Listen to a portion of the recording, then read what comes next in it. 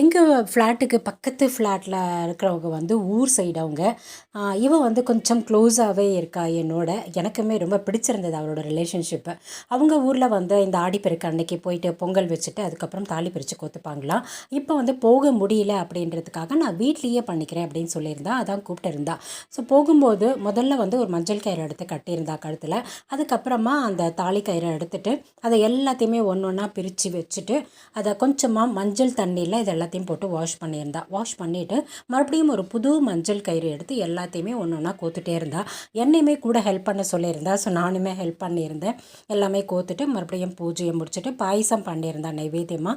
பூஜை முடிச்சுட்டு அதுக்கப்புறம் அந்த தாலியை எடுத்து போட்டுட்டு கடைசியாக என்கிட்ட ஆசீர்வாதம் வாங்கிட்டா. அதுதான் நான் எக்ஸ்பெக்ட் பண்ணவே இல்லை.